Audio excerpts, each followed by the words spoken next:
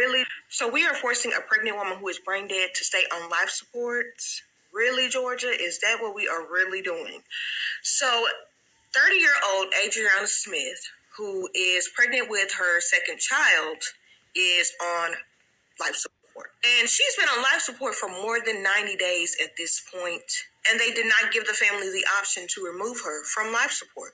They do state that they may not have made that decision, but it not being able to be an actual decision that they can make is actually adding to the trauma. So back in February of this year, she was about 9 weeks pregnant, and she started to experience some very intense headaches, and so she went to the emergency room. Now, she is a nurse herself, and she knew something was wrong, so she went to the hospital to get checked out.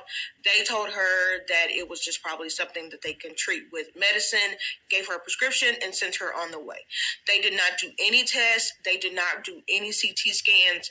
They did not keep her overnight. They just said, oh, take these and head out. So she did so. In the middle of the night, her boyfriend heard her breathing, gasping for air, and he knew something was wrong. So he immediately called 911, and they get her to the hospital. And one of the first things that they did was a CT scan. Guess what they found? Blood clots in her brain. Several blood clots in her brain. They did ask to go ahead and do surgery, and they got permission to do surgery, and they immediately come back and say, we don't think we're going to be able to do surgery. She's brain dead. But they're trying to process that and how to move forward, and then they find out that they are forced to leave her on the actual life support equipment because of the baby. So because of the Georgia's heartbeat law, they are trying to consider it, if they take her off of life support, that it would be considered an abortion versus actually the care for the actual mother carrying the baby. So they put her situation in this gray spot area because they're trying to force it into it would be an abortion if you take the mom off of life support, even though the mom is brain dead at this point. So she is currently 21 weeks pregnant, and of course still on life support, and the medical team is thinking that at about 32 weeks they'll be able to take the baby out of her, and then the family can make the decision what to do about life support.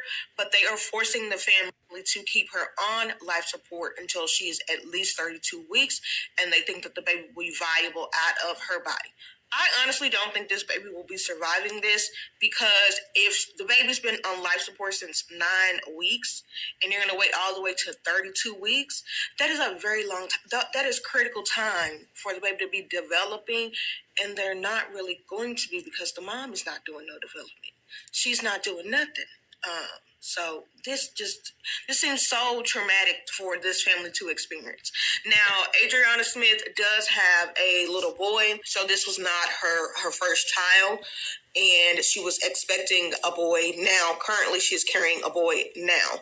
But this is a very traumatic experience for him, because he just is like, my mom's in the hospital, and he's, waiting for his brother to get here. So he's very young and very unaware of the actual gravity of the situation.